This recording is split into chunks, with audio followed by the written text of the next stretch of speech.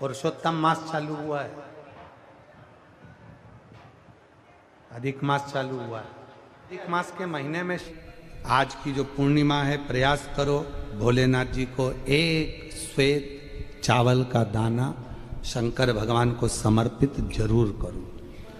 और रात्रि के समय पर जब चंद्र पूर्ण आनंद के साथ में हो, और यदि कोई शरीर में बहुत ज़्यादा कोई रोग ग्रसित हो गया है, कोई चर्म रोग हो गया है, कोई शरीर में कोई भयंकर रोग हो गया है, तो छोटी सी बेलपत्र शंकर भगवान पर चढ़ी हुई चंद्रमा की रोशनी में चंद्रमौलेश्वर महादेव का नाम लेकर औषधि के रूप में उसको चबा चबा कर खा लो।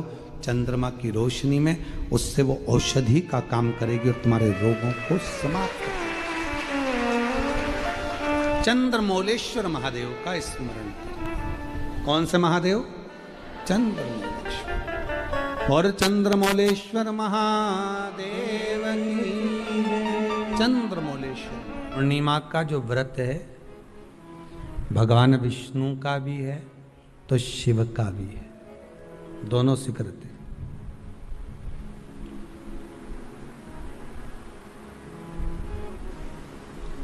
दोनों स्वीकृत है। जिसका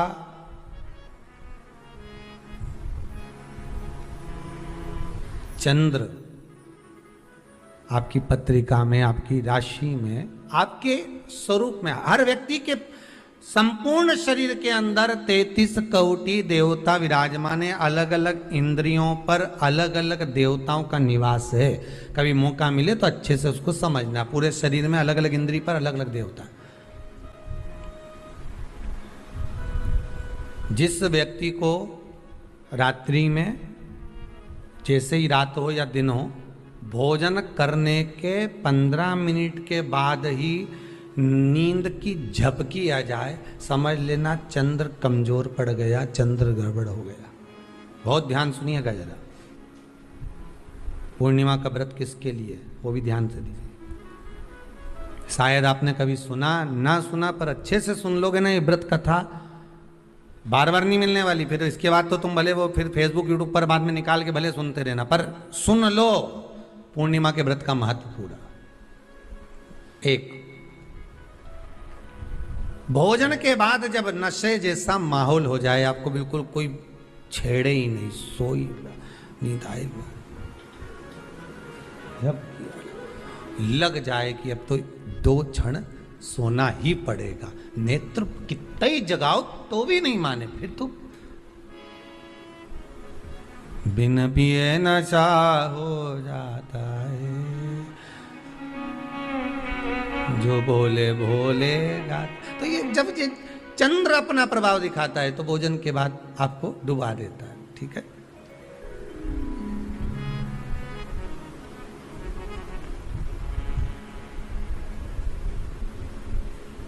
एक बहुत सरल भाषा में कहेंगे, आपको थोड़ा समझना पड़ेगा कि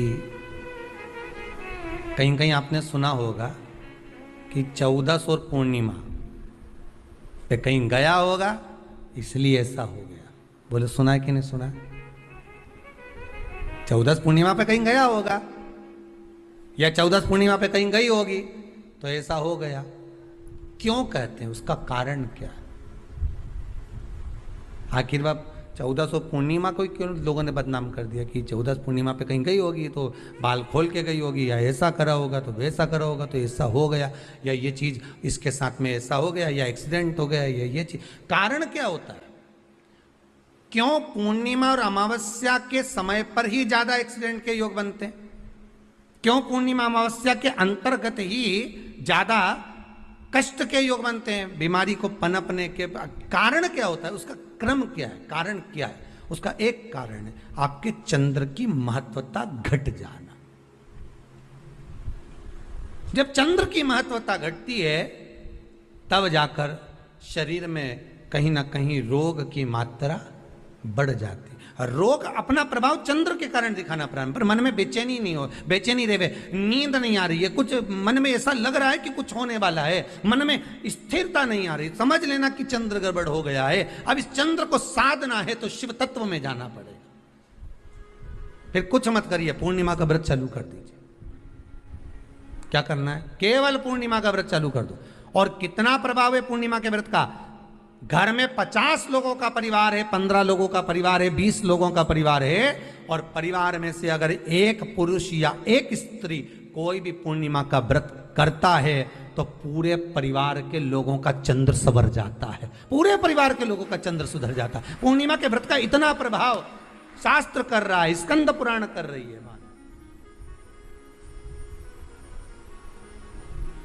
पर व्रत कब से लेना है? पूर्णिमा का, चैत्र की पूर्णिमा से, ठीक है? नहीं तो तुमने सोचा इतना महत्व सुना है पूर्णिमा के व्रत का तो मैं तो आज से ही नहीं खाऊं कछू, आज से ले लो। तो ये हर कोई सब तुम्हारा मर्जी पड़े, तुम तो आधी रात को उठ के भोजन करने लगो तो ये कहीं वर्णन नहीं है। तुम तो आधी रात के नहा लो तो ये कोई महत्व? तो हर चीज़ का एक समय होता है कि इतनी बजे उठना, इतनी बजे मंजन करना, ऐसा करना, भोजन करना, ये समय पर फलाहार करना, ये समय पर ये, तो ये सब चीज़ का एक समय होता है, हर चीज़ का एक समय। अब कथा तुम दिन में सुन लो, शाम के सुन लो, अब आधी रात को तुमको कोई उठा के 1 बजे रात के उठ, भेरू उठ जा, कथा सुन ले, तो भेरू उठेगा? और आधी रात को भेरू उठ भी गया ना तो तुम्हें भेर भी बना देगा। है? हर चीज का एक समय होता है कि आपको ये समय पर आपको ये ग्रहण करना, आपको इस समय पर भगवत स्मरण करना, आपको इस समय पर नाम जाप करना, आपको इस समय पर भगवान की भक्ति को धारण करना। परिवार में अगर किसी ने एक पूर्णिमा का व्रत कर रखा है, एक व्यक्ति ने भी करा है, तो 50 की ग्रह दशा जब उसके स्पर्श में आती है, पूर्णिमा का जो व्रत होता है ना, स्पर्श का सुख दे जाता है। बहुत बहुत ध्यान दीजिएगा। जैसे आपने किसी ने पानी मांगा, आपका पूर्णिमा का व्रत है, और भले आप उठ के पानी लेने नहीं गई क्योंकि आपका व्रत है, क्योंकि जिसका व्रत होता है बेचारी वो तो ज्यादा कुछ करती नहीं पाती, पर किसी ने आपको पानी लाकर तो दिया ना। अब पानी लाकर जिस व्यक्ति ने दिया उसका स्पर्श तो हुआ ना। ये अभी गई थी ना दूसरी लहर कोरोना महामारी, इसको देख लो, इसको टच किया, इससे टच होकर उस पर गया, उससे टच होकर उस पर गया, तो ये कोरोना महामारी। अब जब ये कोरोना महामारी टच करने से फैल सकती है तो व्रत का पुण्य टच करने से क्यों नहीं बढ़ सकता? विचार करिएगा जरा, उसका भी तो पुण्य। अब आपने किसी को जल दिया, जिसका व्रत था उसको जल दिया। और सरल भाषा में समझ लो, कभी मथुरा वृंदावन गए हो आप लोग? अगर मथुरा वृंदावन गए होगे, उज्जैनी गए होगे, काशी गए होगे, कहीं तीर्थ में गए होगे, या कभी कुबेरेश्वर धाम कभी आप लोग आएंगे जाएंगे, कभी आपको ज्ञात होगा, तो कभी आप लोग दर्शन करेंगे कि जब भोजन प्रसाद होता है तो लोग उसको बांटने के लिए देते हैं कि कोई आया है तो उसको कुछ प्रसाद मिल जाए, भंडारे की प्रसादी मिल जाए। तो भंडारे की प्रसादी जब वो खाता है उसका स्पर्श होता है, स्पर्श होता है तो जिसने भोजन किया उसका पुण्य जो दे रहा होता है उसके खाते में चले जाता है।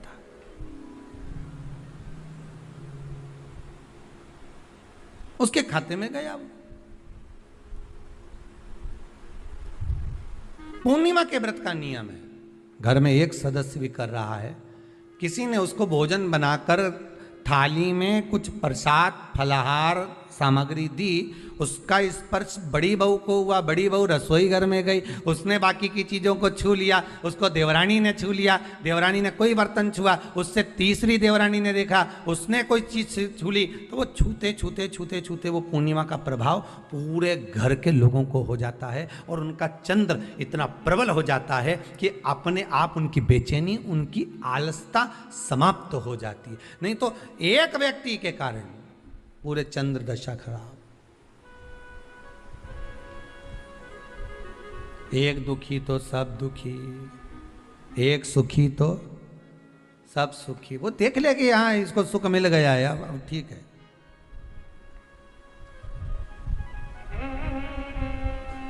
जब बेचैनी लगे, 14 और पूर्णिमा आए और आपको लगे बेचैनी बहुत ज्यादा है, मेरे को थोड़ा बेचैनी, ना जाने क्यों ऐसा होता है कि 14 पूर्णिमा आई और मेरे को बेचैनी, तो समझ लेना कि चंद्र गड़बड़ है। फिर क्या करना है? एक व्रत घर का कोई भी सदस्य पूर्णिमा का प्रारंभ कर दे। ज्यादा नहीं करो तो थोड़ी करो, पर करो, व्रत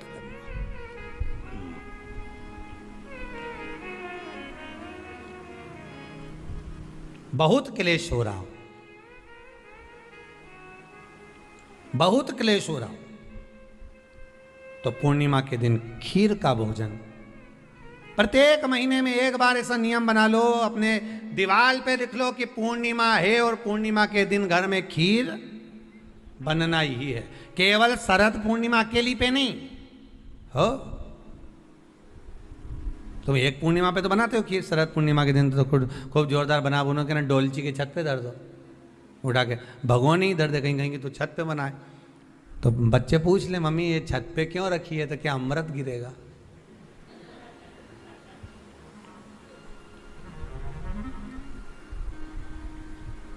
अब बोलो जम के जरा, क्या गिरेगा? अमृत गिरेगा। अच्छा, अब शिव महापुराण की कथा स्कंद पुराण तो कहती है, पूर्णिमा के महत्व को जो दर्शाया जाता है कि शरद पूर्णिमा के दिन चंद्र में से अमृत तत्व गिरता है, गिरता है। पर कब गिरता है?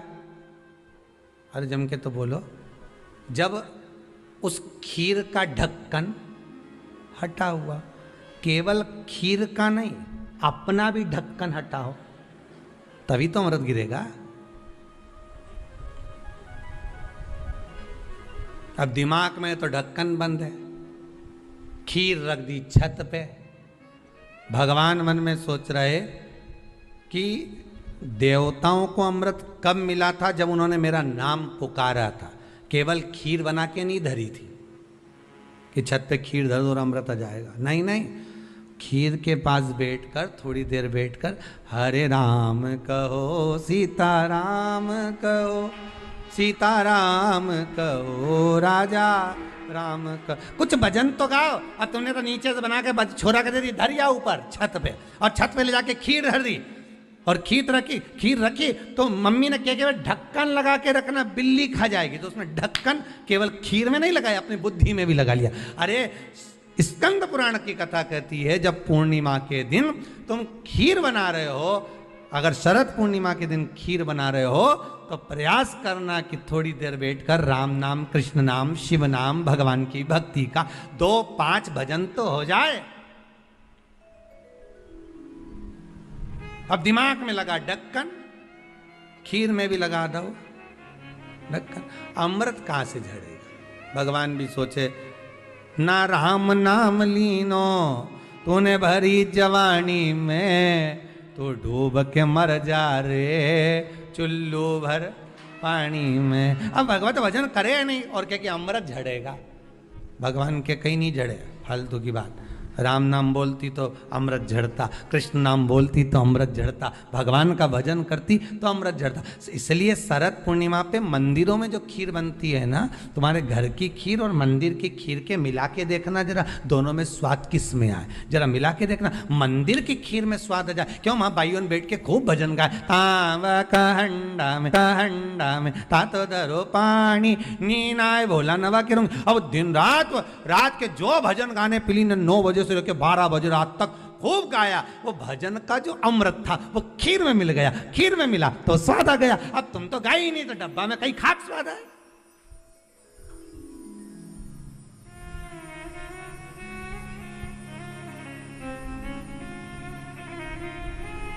अब रात्रि को छोरा से क्या, जा खीर उठाना नीचे, जो खीर लेके आया ने खा के देखी तो ये खीर तो फटी गई,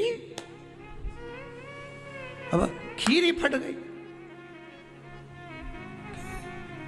छोरा से 2 धर के दिया, कर तो ढाक के नहीं आया था, नहीं ढाक के आया, तो इसमें तो मैंने वो चिरौंजी डाली थी, दाग चिरौंजी, पर ये बिजली का कीड़ा होने का,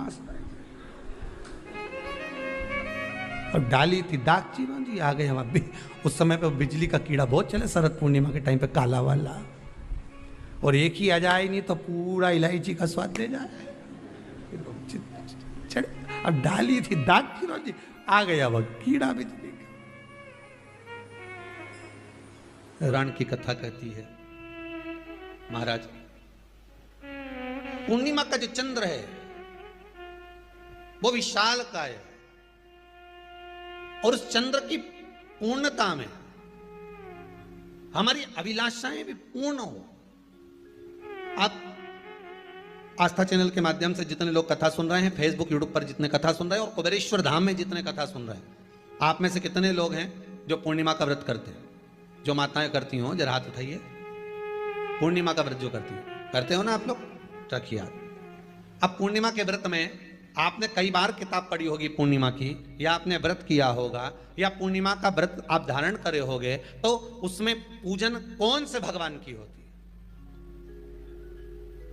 पूर्णिमा के व्रत में किस भगवान की पूजन होती है? तो कहा पूर्णिमा के व्रत में केले के खंभ लगाकर पूर्णिमा का जो अध्यापन होता है, पूर्णिमा की जो पूजन होती है, उस पूजन में शंकर और पार्वती की पूजन की जाती है, शिव और नारायण की पूजन करी जाती है, शंकर और पार्वती का स्मरण किया जाता है। किसकी पूजन होती है? शिव पार्वती। क्यों शंकर और पार्वती का पूजन क्यों करा जाता है पूर्णिमा के व्रत में? क्योंकि शिव और माता पार्वती ही केवल एक ऐसे हैं जिन्होंने अपूर्ण लक्ष्मी को भी पूर्ण बना दिया था। अपूर्ण लक्ष्मी को भी पूर्ण बना दिया था। किसको पूर्ण बनाया है? लक्ष्मी। पूर्णिमा के दिन अगर आप शंकर भगवान को एक लोटा पानी अगर शिव को समर्पित कर रहे हो, श्वेत पुष्प को रखकर शंकर जी के ऊपर सफेद फूल को चढ़ाकर अगर एक लोटा जल भी, एक पात्र जल भी शंकर को समर्पित कर रहे हो, तो ये लक्ष्मी के लिए ही तो कर रहे हो। और कौन सी लक्ष्मी? पूर्ण लक्ष्मी। पूर्ण लक्ष्मी। आपको पहले भी कथा में कहा, एक बार भगवान विष्णु के सामने लक्ष्मी मैया ने बहुत तेज स्वर में कह दिया था, नारायण, दुनिया के लोग आपका नाम जपते हैं, दुनिया के लोग नारायण नारायण कहते हैं, दुनिया के लोग आपका भजन करते हैं, पर सत्य मायने में कहूं ना तो मेरे बिना दुनिया के लोगों की नहीं चल सकती। मेरे बिना दुनिया नहीं चल सकती, संसार मेरे बिना नहीं चल सकता। भगवान विष्णु ने कहा, यह तो गलत है लक्ष्मी आपका कहना। एक दिन लक्ष्मी को अहंकार आ गया। अहंकार के संबोधन जब माता लक्ष्मी करने लगी तो भगवान, उसी समय पर भगवान विष्णु को क्रोध आ गया और भगवान विष्णु ने कह दिया, लक्ष्मी तू इतनी बड़ी बड़ी बात कहती है कि तेरे बिना नहीं रह सकती संसार। मैं तुझे कहता हूं लक्ष्मी, तू अपूर्ण है। तू अपूर्ण है, तू पूर्ण कब हो गई?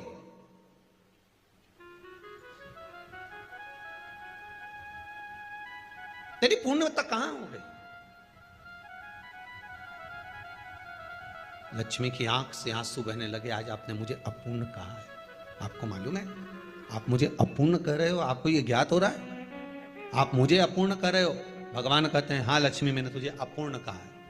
अपूर्णता का मतलब आप जानते हो ना? भगवान कहते हैं, लक्ष्मी मैं सब जानता हूं। लक्ष्मी रोती हुई माता सरस्वती के पास पहुंच गई। सरस्वती ने पूछा, क्या बात है लक्ष्मी, क्यों रो रही हो? लक्ष्मी जी ने कहा, क्या बताऊं सखी, मेरे पति ने आज मुझे अपूर्ण कह दिया है। तो क्यों रो रही है तू? अपूर्ण अगर कह दिया, पति ने ही तो कहा है ना, तो क्यों रोना? चल मेरे साथ में। और सरस्वती मैया माता लक्ष्मी को लेकर सीधे पहुंच गई माता पार्वती के यहां। माता पार्वती के यहां जब पहुंची है, माता पार्वती जी ने लक्ष्मी जी को देखा और सरस्वती को देखा तो पूछा कि बात क्या है, क्या हो गया ऐसा, क्या हुआ, क्या है ऐसा जो तुम दोनों आज मेरे पास में आई? क्या हुआ? पार्वती जी कुछ बोलती, शिव जी का ध्यान माता सरस्वती की ओर और लक्ष्मी की ओर गया और भगवान शंकर जान गए कि आज भगवान नारायण ने लक्ष्मी जी को अपूर्ण कहा है। अब देखें माता पार्वती क्या कर सकती है, इसको पूर्ण बनाने के लिए करेगी क्या?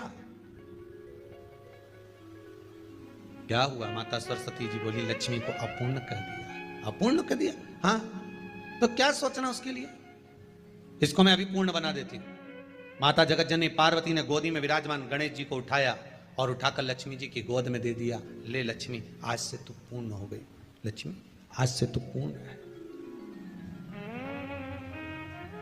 गोदी में जब तक संतान नहीं है तो नारी को लोग अपूर्ण समझते हैं, पर माता पार्वती जी ने संपूर्ण ब्रह्मांड में एक सिद्धता प्रदान कर दी कि अपने गोदी के लाल को, अपने गोदी के पुत्र को माता ने लक्ष्मी की गोद में देकर लक्ष्मी को पूर्ण बना दिया। वो दिन कौन सा था? पूर्णिमा का दिन, लक्ष्मी को पूर्ण करने का दिन। पूर्ण करने का, केवल अमृत ही नहीं बरसता, पूर्णिमा के दिन लक्ष्मी भी बरसती है। पूर्णिमा के कितने व्रत होते हैं? बोलते जाओ, जरा जल्दी जल्दी बोलो। पूर्णिमा के नारियों को, स्त्रियों को अखंड सौभाग्य के लिए, जो नारी वैधव्य नहीं होना चाहती है, उस नारी को पूर्णिमा के कितने व्रत करना चाहिए? जिस नारी के यहाँ संतान नहीं हो, औलाद नहीं हो, उसको पूर्णिमा के कितने व्रत करना चाहिए?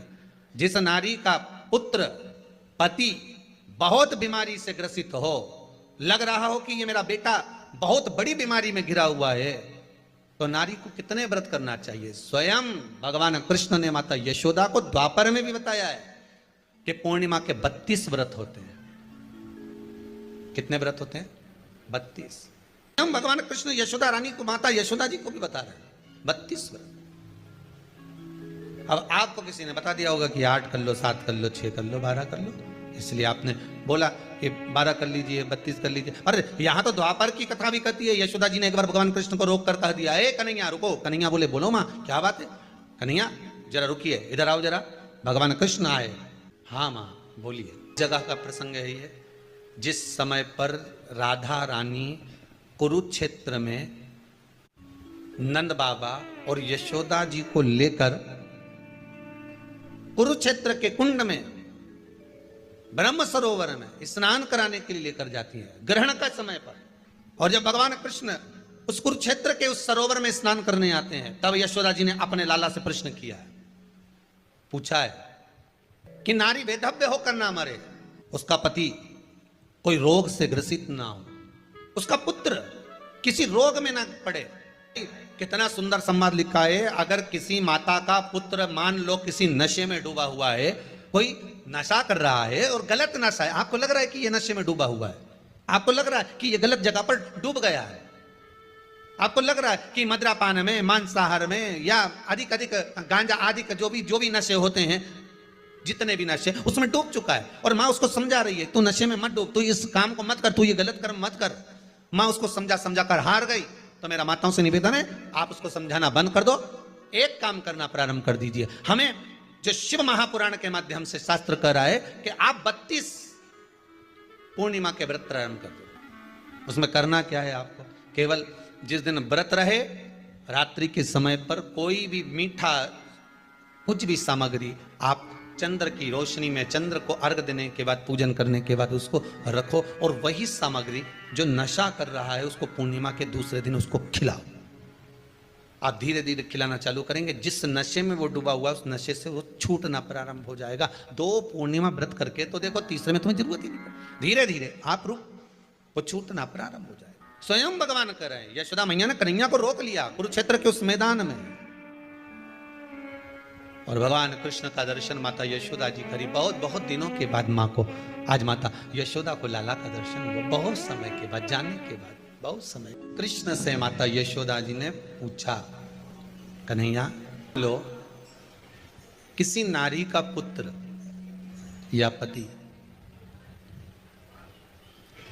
रोग से ग्रसित हो,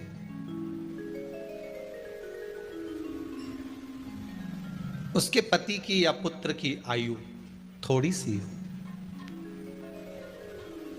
तो हे कृष्ण, उस नारी को कौन सा व्रत धारण करना चाहिए या किसकी पूजन करना चाहिए? ये कुरुक्षेत्र की भूमि का संवाद है।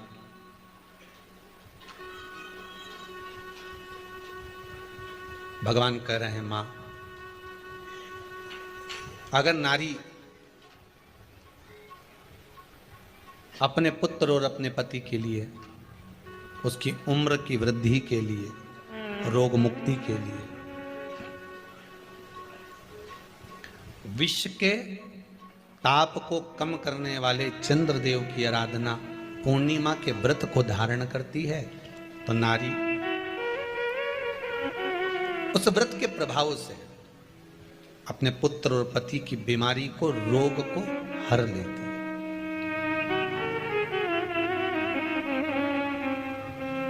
रोग का हरण कर लेती है।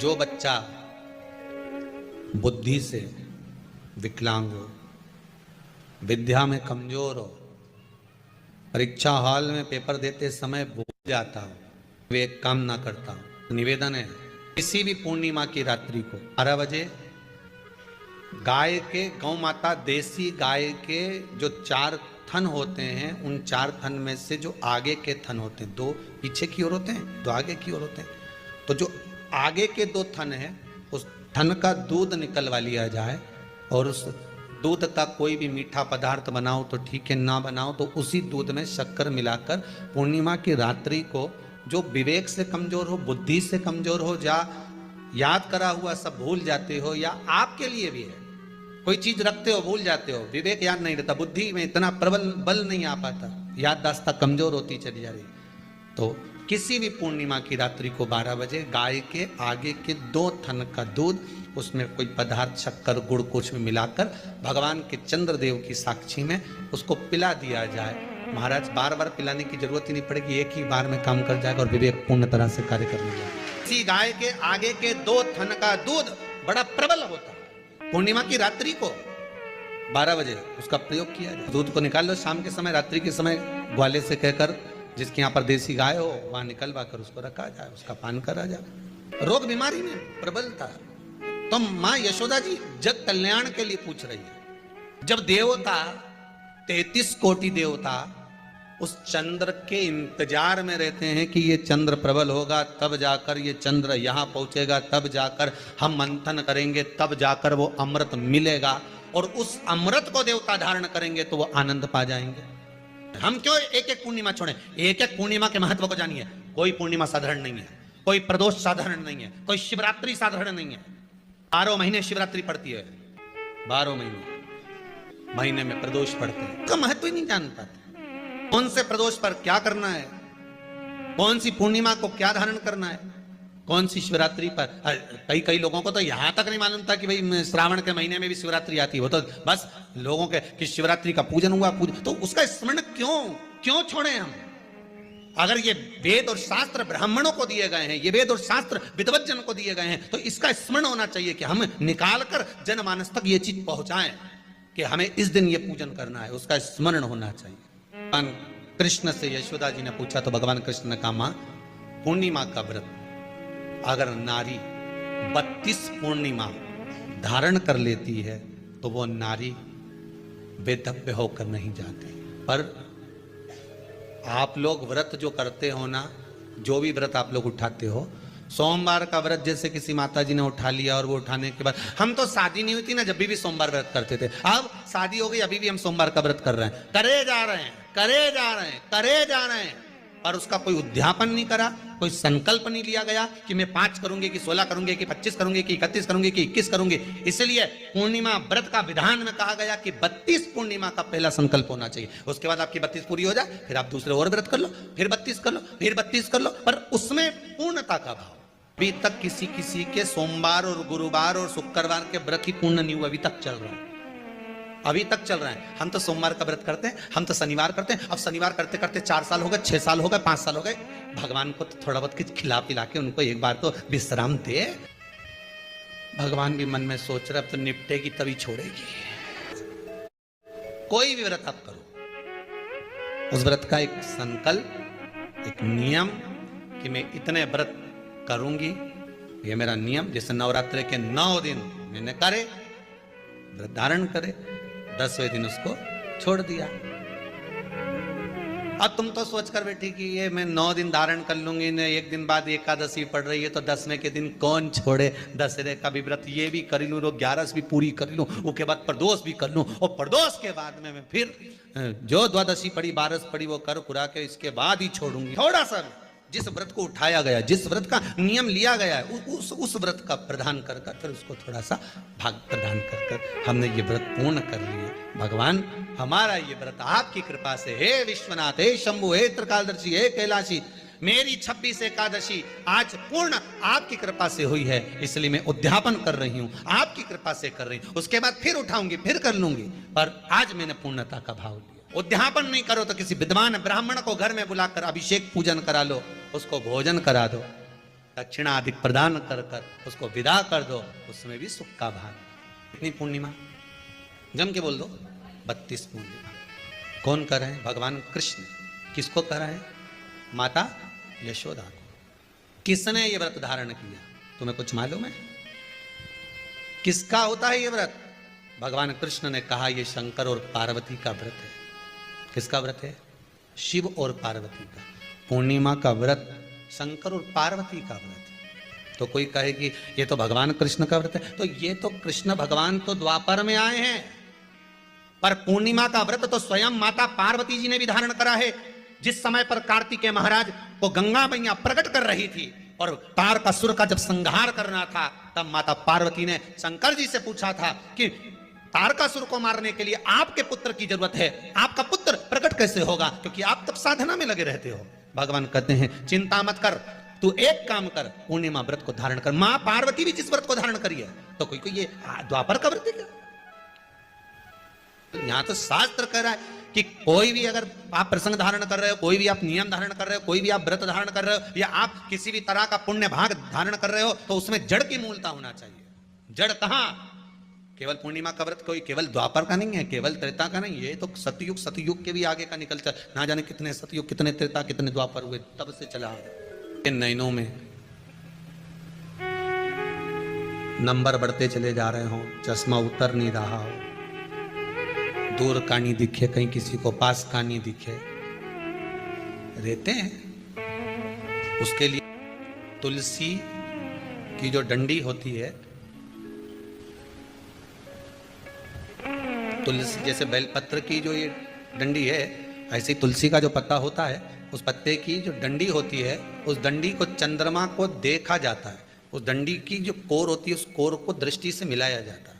माँ की रात्रि ठीक 12 बजे आप चंद्रमा की, जैसे चंद्रमा का भाग, उस चंद्रमा के भाग को आप उस डंडी के भाग से निहारने का प्रयास करिए। मारा घर में आई है, घी का दिया लगाई है, उस घी के दीप को लगाने के बाद पूर्णिमा के दिन उस पर एक प्लेट थोड़ी तिरछी कर रख दो, जिससे उसकी कालोच काई की, उस दीप की, घी के दीप की कालोच उस प्लेट पर आ जाए। थोड़ी सी कालोच ले लीजिए, 5-10 मिनट में आ जाएगी। उसको गाय के घी में मिलाकर आंखों में सुरमा लगाकर रात्रि को सो जाइए। 3 दिन बाद आप महसूस करेंगे कि नेत्र की ज्योति बढ़ना प्रारंभ हो रही है। अब इस प्रयोग को करने में कोई धन लगा तुम्हारा? अरे बोलो तो सही, कोई दौलत लगी तुम्हारी, कोई संपदा, या फिर तुमने सियोर वाला महाराज के लाके खूब बटोर के दे दिया, कुछ लगा? नहीं। तुम करोगे, लाभ तुम्हें मिलेगा। ये जितनी पूर्णिमा के व्रत हैं, जितने 12 महीने जो पूर्णिमा पड़ती है, पूनम पड़ती है, ये भले दुनिया के लोग कहते हैं कि ये भगवान राधा और कृष्ण से संबंध, राम और कृष्ण से संबंध रखते हैं, पर इनका यदि सही संबंध समझा जाए, इनके सही संबंध का यदि स्मरण करा जाए, इनके सही संबंधों का यदि वर्णन किया जाए, तो शिव और चंद्रमा के जो मिलन का केंद्र बिंदु है वही पूर्णिमा है। केवल एक पूर्णिमा वहीं तक नहीं रही कि भगवान कृष्ण और राधा जी ने रास किया, केवल वहीं तक उसकी सीमितता नहीं है। बात ध्यान रखिएगा, यदि काया का रोग हो गया, मान लो शरीर कहीं से सफेद पड़ रहा है, कहीं से काला पड़ रहा है, शरीर में से खाल की फुकड़ी निकलना प्रारंभ हो गई हो, शरीर में काले काले चट्टे पड़ना चालू हो गए हों, या कोई विशेष रोग हो गया, कोई विशेष में रोग है, बीमारी है, काया बेकार हो रही है, तो सीधी सीधी बात शिव महापुराण की कथा कहती है, सुंदर आनंद में श्रवण कर कर आप अपने जीवन को, ये पूर्णिमा शिव महापुराण की कथा कहती आ रही है। कुछ नहीं करना, पीपल का एक पत्ता, उस पत्ते पर थोड़ा सा चावल, थोड़ा सा चावल, पूर्णिमा की रात्रि को अपने हाथ में लेकर, अपने नयनों से लगाकर, शरीर पर से स्वयं उतार कर उसको दरवाजे के पास रख दीजिए। पूर्णिमा की रात्रि को पूर्ण होने पर उस चावल को दूसरे दिन सूंघ कर बहते हुए पानी में डाल दीजिए। महाराज कितने भी रोग से ग्रसित हो गए, पीपल का एक पत्ता 52,000 ब्राह्मण की साक्षी कराता है। महाराज बहुत ध्यान देना, पीपल के वृक्ष में स्वयं नारायण का मेरे कृष्ण का वास है। स्वयं भगवान गीता के अंतर्गत कहते हैं कि मैं पीपल का वृक्ष हूं। नारायण उसी में 52,000 ब्राह्मणों का वासा एक पीपल के पत्ते में होता है। और आपको पहले भी कथा में कहा, गाय, ब्राह्मण, बहन, बेटी, ये सब काल का हरण करने वाले हो, काल को हरने वाले हो। रो को मिटाइए, शिव का स्मरण करो। पूर्णिमा के दिन चावल का एक आखा दाना जानते हो, पूरा, खंडित चावल नहीं। कितना चावल? एक दाना चावल का शंकर भगवान के शिवलिंग पर समर्पित करिए। एक बेलपत्र जिसका डंडी का मुख अपनी ओर हो, जहां से चावल चढ़ाया है, उस चावल के ऊपर अपनी कामना कर कर रख दीजिए और चंद्रमौली भगवान का स्मरण करिए। कौन से भगवान? शंकर भगवान का सर्वश्रेष्ठ सुंदर नाम है चंद्रमौली। चंद्रमौली भगवान का स्मरण करिए। अपनी कामना कर कर, बेलपत्र समर्पित कर कर शिव जी पर एक लोटा पानी, एक जल पात्र समर्पित करो, कलश से जल चढ़ा दीजिए, नैनों में वो जल लगाकर अपनी कामना कर कर वापिस घर को आइए। आएगी जो कामना करी है मेरा चंद्रमौली भोलेनाथ उसे पूर्ण कर ही देगा। शिव उपासना के लिए जितनी 12 महीने में पूर्णिमा पड़ती है, एक एक पूर्णिमा का व्याख्यान वर्णन करेंगे। आज तो कथा का महत्तम दिवस है, पहला दिवस है, तो हम उसको महत्व समझें कि पूर्णिमा का महत्व क्या है। हम उसका महत्व समझें कि शंकर और चंद्र का रिश्ता क्या है, संबंध क्या है। भगवान ने जितनी पूर्णिमाएं बनाई है, जितने नक्षत्र बनाए, जितनी घड़ी बनाई, जितना पल बनाया, जितना समय बनाया, ये शंकर भगवान ने जो बनाया ये गलत नहीं बनाया, श्रेष्ठता के लिए बनाया, जग के उद्धार के लिए, संसार के उद्धार के लिए बनाया। अब उसका प्रयोग आप करें ना करें ये आपके ऊपर है। आप उसका प्रयोग कर रहे हैं ना कर रहे हैं आपके ऊपर।